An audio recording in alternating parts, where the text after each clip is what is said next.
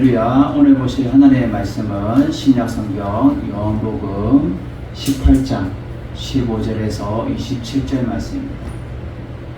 요한복음 18장 15절에서 27절 말씀을 우리 다같이 합독합니다. 시몬 베드로와 또 다른 제자 한 사람이 예수를 따르니 이 제자는 대제사장과 아는 사람이라. 예수와 함께 대제사장의 집들에 들어가고 베드로는 문 밖에 서 있는지라. 대제사장을 아는 그 다른 제자가 나가서 문 지키는 여자에게 말하여 베드로를 데리고 들어오니 문 지키는 여종이 베드로에게 말하되 너도 이 사람의 제자 중 하나가 아니냐 하니 그가 말하되 나는 아니라 하고 그때가 추운 거로 종과 아랫 사람들이 물을 피우고 서서 재니 베드로도 함께 서서 재더라. 대제사장이 예수에게 그의 제자들과 그의 교훈에 대하여 물으니 예수께서 대답하시되 내가 드러내놓고 세상에 말하였노라. 모든 유대인들이 모이는 회당과 성전에서 항상 가르쳤고 은밀하게는 아무것도 말하지 아니하였거늘 어찌하여 내게 묻느냐. 내가 무슨 말을 하였는지 들은 자들에게 물어보라. 그들이 내가 하던 말을 아느니라. 이 말씀을 하심에 곁에 섰던 아랫사람 하나가 손으로 예수를 쳐 이르되 내가 대제사장에게 이같이 말하다 보이냐 하니 예수께서 대답하시되 내가 말을 잘못하였으면 그 잘못한 것을 증언하라. 바른 말을 하였으면 내가 어찌하여 나를 치느냐 하시더라.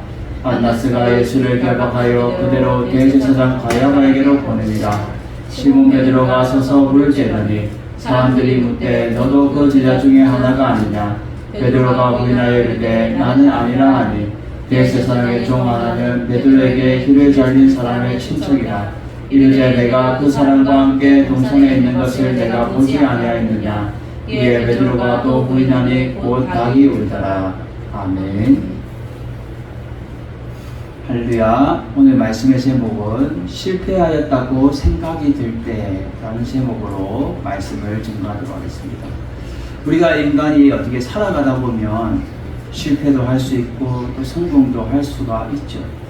근데 제가 이렇게 짧은 인생을 이렇게 40년 넘게 살아가면서 제 주변에 너무나도 실패한 사람들이 많이 있는 거예요. 사업을 하다가 실패하고 또 뭔가를 내가 잘해보려고 하다가 실패하고 이리 쓰러지고 저리 쓰러지고 내가 아무것도 할 수 없다라고 생각이 드는 사람들이 제 주변에 하나같이 이렇게 다가와서 얘기를 하는 거예요.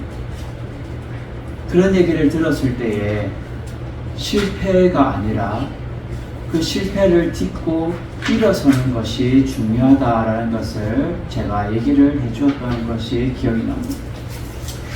그런 말이 있죠. 실패는 성공의 어머니다라는 말이 있습니다.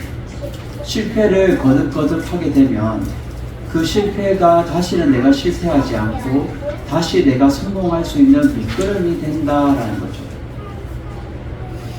오늘 본문의 말씀에도 두 사람이 등장하죠. 한 사람은 베드로가 등장하게 되고 한 사람은 예수님이 등장하게 됩니다. 근데 두 사람 다 신문을 당하는데 그 신문이 베드로는 질문으로 신문을 당하게 되고 또 예수님은 이 대제사장에게 신문을 당하는 두 종류의 신문을 볼 수가 있죠. 근데 그 질이 틀리다는 거예요. 그것도 대처하는 상황이 틀리다는 거예요.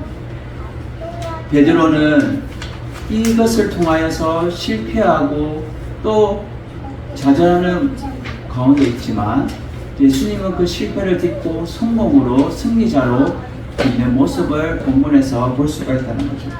우리는 오늘 본문 말씀을 통하여서 우리가 살펴보면서 우리도 우리의 모습 또한 어떠한가라는 것을 우리는 한번 돌아보면서 우리는 살아갔으면 좋겠습니다. 오늘 본문에 보면은 15절에 시몬 베드로와 또 다른 제자 한 사람이라고 나와 있어요. 지금 베드로만 예수님을 그 신문하는 과정에 따라간 것이 아니라 다른 한 사람이 따라갔는데 이 다른 한 사람은 학자들이 증명하기를 저자 요한이다라고 말하고 있어요. 이 요한이 지금 예수님을 따라가고 있어요. 베드로와 함께. 근데 이 제자는 15절에 보면 이 제자는 대제사장과 아는 사람이라고 소개를 하고 있어요. 나이가 어린 이 요한은 그 당시에 대제사장이 가야바였어요. 이 가야바와 아는 사이라는 거예요. 친분이 돈독하였다라는 거예요. 그래서 그를 어떻게 알 수 있냐? 본문에서 보면 베드로는 함부로 들어갈 수 없어요. 친분하는 자리에. 근데 이 저자 요한은 그 문 지키는 사람들과의 아무런 상관없이 드나드는 것을 볼 수가 있습니다. 그래서 예수와 함께 대제사장의 집들에 들어가고라고 되어 있죠. 요 대제사장의 집들은 사내들인 집회 장소의 안뜰을 말해주고 있습니다. 이 장소에 들어갔는데 베드로는 지금 밖에 서 있는 거예요. 문 밖에 서 있고 또 이 요한은 지금 안에 들어가서 예수님의 신문하는 과정을 보게 됩니다. 그래서 베드로가 문 밖에서 못 들어오고 있으니까 지금 베드로를 어떻게 해요? 대제사장을 아는 그 다른 제자가 나가서 문 지키는 여자에게 말해서 베드로를 들어오게끔 하게 됩니다. 그래서 베드로를 데리고 이제 들어오려고 하는데 다행히 이제 문제없이 들어갈 줄 알았는데 문 지키는 한 여종이 이제 막아서는 거예요. 베드로에게 너도 이 사람의 제자 중에 하나가 아니냐라고 이 첫 번째 치욕서인 이 질문을 하게 됩니다. 그럴 때에 베드로가 맞다라고 얘기를 해야 되는데 나는 그 예수님과 함께 맞다라고 얘기를 해야 되는데 나는 아니라라고 대답을 하게 되죠. 이것이 베드로의 치욕적인 첫 번째 부인의 장면입니다. 베드로는 어떤 사람이었어요? 이 앞에 내용도 보면은 예수님을 잡으러 갈 때에 그 대제사장의 종 말고를 칼을 뽑아서 오른쪽 귀를 자른 그 사람입니다. 그리고 담대하였어요. 이 담대한 사람이 지금 하찮은 이 여종 하나에게 질문에게 지금 아니라고 대답하고 있어요. 베드로는 어떤 사람이었어요? 요한복음 13장에 보면 이렇게 말합니다. 13장 36절에서 38절에 시몬 베드로가 이르되 주여 어디로 가시나이까? 예수께서 대답하시되 내가 가는 곳에 내가 지금은 따라올 수 없으나 후에는 따라오리라. 베드로가 이르되 주여 내가 지금 어찌하여 따라갈 수 없나이까? 주를 위하여 내 목숨을 버리겠나이다. 예수께서 대답하시되 내가 나를 위하여 내 목숨을 버리겠느냐? 내가 진실로 진실로 내게 이르노니 다 울기 전에 내가 3번 나를 부인하리라. 아멘. 베드로는 주를 위해서 내가 목숨을 버리겠습니다. 내 생명도 버리겠습니다. 지금 어디 가십니까? 나는 주를 위해서 내가 죽어나 사나 주를 위해서 내 목숨도 아낌없이 버리는 이런 각오로 나는 살겠습니다 라고 고백했던 자예요. 이러한 자가 어떻게 해요? 오늘 본문에 보면은 한순간에 지금 부인하게 됐어요. 그래서 예수님이 너는 다 울기 전에 3번 나를 부인하리라 라는 그 예언이 어떻게 해요? 베드로는 주님 절대 목숨을 버리지라도 주님 부인하지 않겠습니다 라는 그 말보다 예수님의 예언이 성취되었다는 거예요. 그것도 제일 하찮은 여종에게. 그 담대했던 베드로는 엄대간 되었고 지금 이러한 모습을 볼 수가 있다는 거죠. 그래서 우리의 모습 또한 어떤가요? 첫 번째로 우리의 모습은 어떨까요? 우리의 언행은 실패한 인간적인 모습이 있는가라는 거예요. 우리의 언어나 우리의 행동에서 우리가 실패한 그 인간적인 모습이, 연약한 모습이 있냐라는 거예요. 내가 주님을 위해서 살겠습니다. 내가 주님을 위해서 내가 목숨 걸고 내가 주님의 제자답게 살겠습니다. 우리가 교회에서 신앙생활 하면서 주님을 따르겠노라고, 주님을 위해서 내가 목숨 걸고 살겠노라고 고백하면서 어려운 환경이 막 나한테 다가와요. 네. 막 좌절이 다가와요. 또 여러 가지 사고들이 막 생겨요. 그럴 때에 나는 실패했구나. 나는 이거 안 되는가 봐. 주님 앞에 기도해도 안 되는가 봐. 우리는 날마다 낙심하면서 좌절하면서 우리의 언어나 우리의 행동이 실패한 인간적인 모습이 우리 가운데 내비칠 때가 있다는 거예요.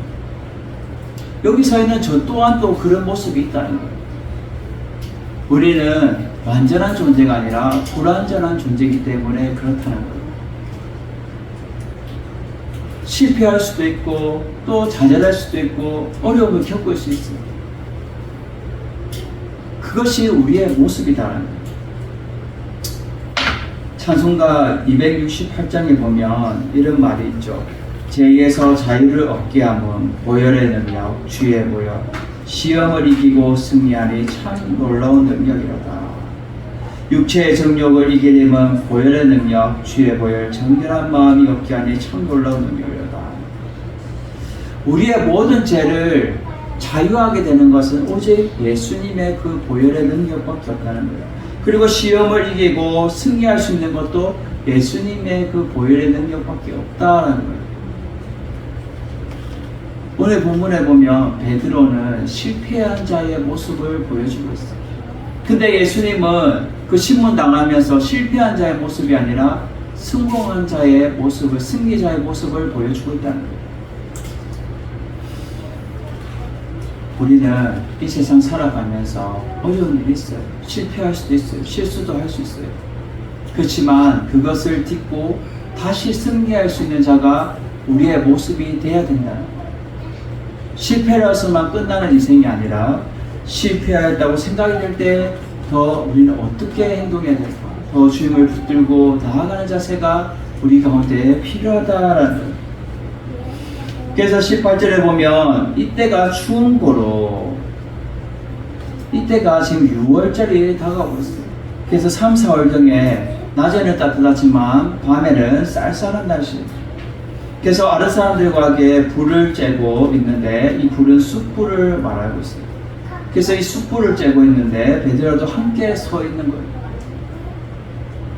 예수님을 모른다고 지금 첫 번째 치욕적인 부인을 하고 뻗어시 그냥 서 있는 거예요. 그래서 이제 예수님의 신분 과정이 나오죠. 19절부터 23절까지 이제 나오는데 대제사장이 예수님에게 그의 제자들과 그의 교훈에 대해서 물었어요. 두 가지를 물은 거예요. 그의 제자들에 대해서 물었어요. 그리고 그의 교훈에 대해서 질문하게 됐어요. 이 두 가지 질문을 했는데 예수님은 이 두 가지 질문에 다 대답하지 않으시고 한 가지 질문만에 대해서 답을 하십니다. 그의 교훈에 대해서 답을 하시죠. 20절에 보면 내가 드러내놓고 세상에 말하였노라. 모든 유대인이 모이는 회당과 성전에서 항상 가르쳤고 내가 은밀하게 아무것도 말하지 아니하였거늘 어찌하여서 내가 묻느냐. 내가 무슨 말을 했는지 들은 자에게 물어봐라. 그들이 내가 하는 말을 다 아느니라 라고 말합니다. 여기서 예수님의 모습에서 우리가 배울 점은 두 번째는 뭐냐. 예수님은 모든 언행이 공개적이었으므로 실패가 아니라 정당하였다는 거예요. 예수님은 내가 다 보이는 곳에서 내가 가르쳤고 또 내가 그들에게 드러내놓고 하였다는 거예요. 은밀하게 몰래 내가 숨어서 하지 않았다는 거예요. 모든 언행이나 말이나 행동이나 그 모든 것이 공개적이었다는 거예요. 떳떳했다는 거예요. 내가 이같이 떳떳했는데 내가 한 말이 잘못이었다면 어디 대봐라 라는 거예요. 지금 그들에게도 물어봐라는 거예요. 여기서 이 대제사장은 누구냐? 가야바가 아니라 현재 대제사장을 맡고 있는 가야바가 아니라 지금 장인인 안나스가 지금 먼저 신문을 하고 있어요. 이 안나스가 왜 가야바를 대신해서 지금 신문하고 있냐? 그 당시에 이 가야바의 장인어른이 안나스가. 근데 그 배후에서 그만큼 대제사장에게 가기 전에 먼저 신문할 수 있는 배후에 영향력 있는 사람이었다라는 거예요. 그래서 먼저 예수님을 신문하는, 그럴 때에 예수님은 떳떳하게 말씀하고 있는 겁니다. 이 말을 했을 때에 곁에 섰던 아랫사람이 뭐라 말해요? 얼굴에 뺨을 때리면서 지금 네가 대제사장에게 이같이 대답하느냐라고 말하죠. 이렇게 대답하는 것은 결국은 예수님을 모욕하는 거고 예수님을 무시하는 거예요. 예수님은 대답하죠. 내가 말을 잘못하였으면 그 잘못한 것에 대해서 정언하라. 내가 바른 말을 했으면 내가 어찌 나를 치느냐라고 말합니다. 나는 내가 한 말에 대해서 떳떳하다라고 주님은 말씀하고 있는 거예요. 마태복음 26장에 55절에 보면 이렇게 봅니다. 마태복음 26장 55절. 그때 예수께서 무리에게 말씀하시되 너희가 강도 잡는 것 같이 칼과 몽치를 가지고 나를 잡으러 나왔느냐? 내가 날마다 성전에 앉아 가르쳤을 때 너희가 나를 잡지 아니하였도다. 너희가 나를 잡아왔지만 내가 성전에 가르칠 때는 너희가 잡으러 오지 않았지만 지금 너희가 나를 잡지 않았는데 지금 나를 잡는 것은 어떻게요? 성경이 이루어지기 위해서 나를 잡는다라는 거예요. 그래서 예수님은 성전에서나 해당에서나 떳떳하게 눈에 보이는 데에서 그냥 공개적으로 떳떳하게 했다는 거예요. 그래서 나는 실패한 것이 아니라 공개적으로 했기 때문에 나는 정당하게 했다라는 거예요. 예수님은 신문 당하면서도까지 실패한 인생이 아니라 떳떳하고 승리자의 모습으로 우리에게 가르쳐주고 있다는 거예요. 우리의 삶도 어때요? 우리에게도 이러한 질문이 다가올 때 예수님처럼 당당해야 돼요. 나 실패한 것이 아니에요. 나는 공개적으로 드러내면서 내가 이 세상 가운데 그리스도인답게 살아갔어. 나의 모습이나 내 언행이나 행동이 전혀 문제가 없어. 주님이 다 알고 계시고 땅이 알고 하늘이 다 알고 있어. 우리는 그렇게 떳떳하게 얘기할 수 있어요. 무늬만 그리스도인이 아니라 내가 주님을 닮은 참된 제자의 삶이다 라고 우리는 떳떳하게 얘기하면서 정당하게 승리자의 삶을 우리는 살아가야 된다라는 거죠. 이렇게 안나스가 신문하려고 했지만 어떻게요? 빈틈이 안 보이고 예수님에게 흠을 잡으려고 해도 흠을 잡을 수가 없습니다. 그래서 예수님을 결박한 그대로 그 당시에 현직 대제사장인 자기 사위 이 가야바에게로 보내게 됩니다.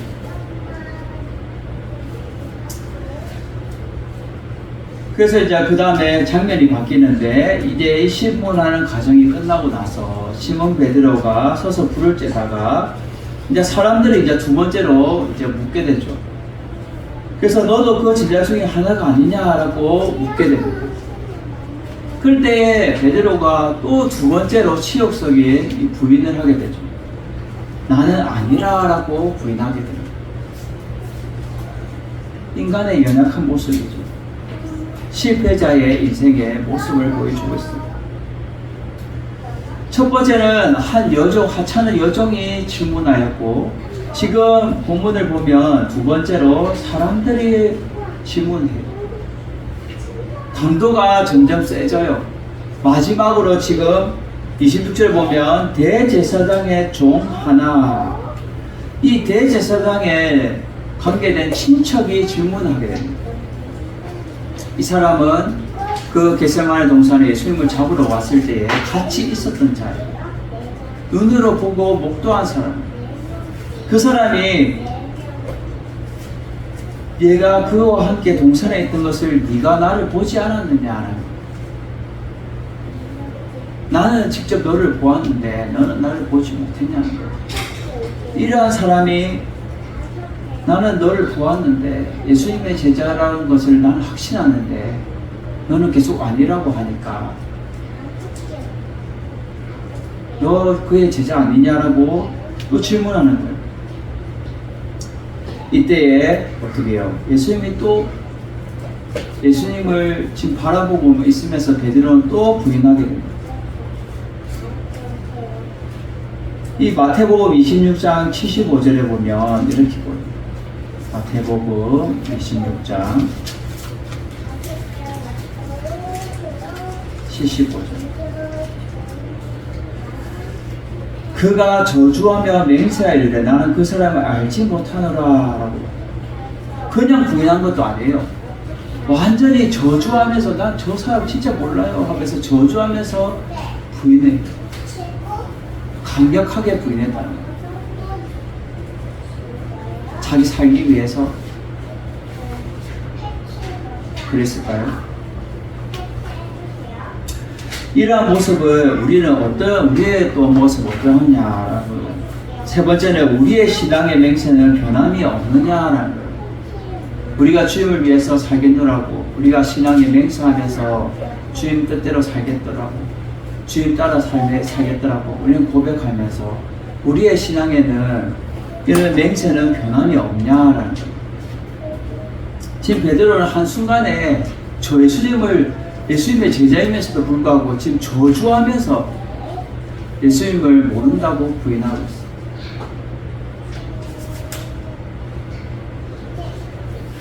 마가복음 14장 72절에 보면 이렇게 나옵니다. 마가복음 14장 72절.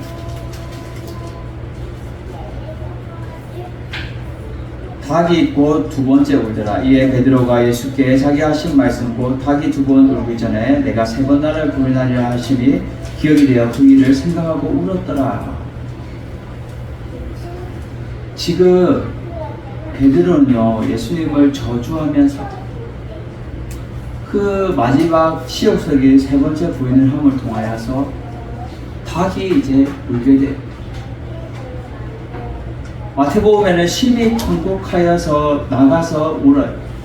마가복음에는 지금 여기도 그 일이 생각하고 울었다라고 해요. 누가복음의 22장 62절에 보면 이렇게 말합니다. 누가복음 22장 62절 밖에 나가서 심히 통곡하니라. 갑자기 그는 주를 위해서 내 목숨도 걸고 주를 부인하지 않겠다는 그 베드로가 지금 예수님을 어떻게 해요? 세 번이나 부인하게 됐어요. 베드로의 말이 맹세가 어떻게 해요? 실패로 돌아가요. 수표로 돌아가요. 근데 예수님의 그 말은 어떻게 예언은 현실로 실현돼요.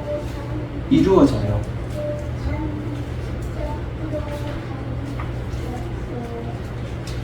우리는 오늘 모습을 보면서 우리의 신앙의 맹세는 변함이 없느냐.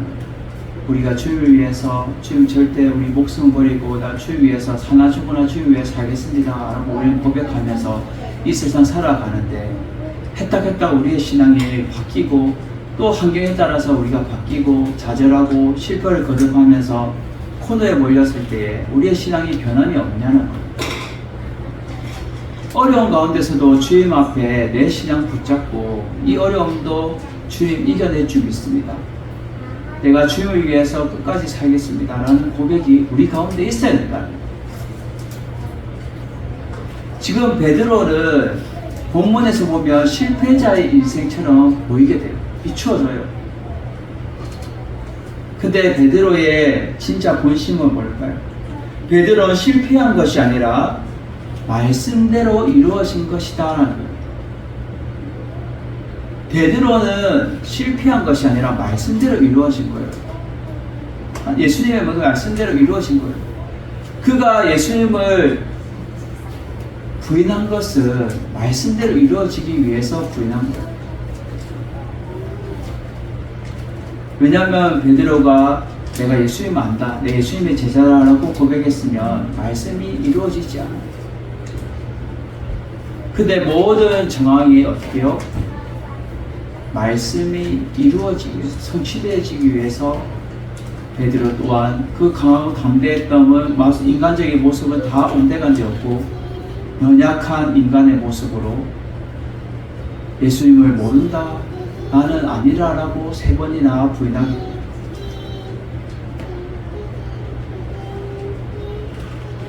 근데 가룟유다는 예수님을 팔아서 실패한 인생이에요. 근데 베드로는 틀려요. 베드로는 뭐가 틀리냐? 그는 나가서 엉엉 울어요. 통곡해요. 주님 앞에 회개해요. 주님, 내 잘못했습니다. 내가 주님 위해서 목숨 걸고 내가 살겠노라고 고백했는데 3번이나 주님 부인하게 되었습니다. 그는 회개의 모습이 있다. 이러한 회개하는 자는 다시 뉘우치고 깨닫는 자는 주님이 어떻게 해요? 사랑하신다. 그리고 회개하는 자는 실패가 아니라 승리한 자다. 주님이 승리하신 것처럼 우리의 연약함을 다시 돋딛고 어떻게 해요? 다시 승리할 수 있다. 성공할 수 있다. 그래서 베드로의 인생이 어때요? 끝까지 주님을 위해 살겠노라고 그 고백했던 대로 그가 인생을 그렇게 살았거든요. 사도로 살아가며 또 이스라엘의 그 제일 수장으로 또 대제사장으로 그의 모든 사역들을 잘 감당하고 나서 그가 맨 마지막에 순교할 때 어떻게 죽어요? 내가 예수님하고 똑같이 십자가에 달려 죽을 수 없다 해서 거꾸로 십자가를 지게 되죠. 머리가 땅에 대고 발이 위로 해서 거꾸로 그는 매달려서 죽게 됩니다. 순교하게 됩니다.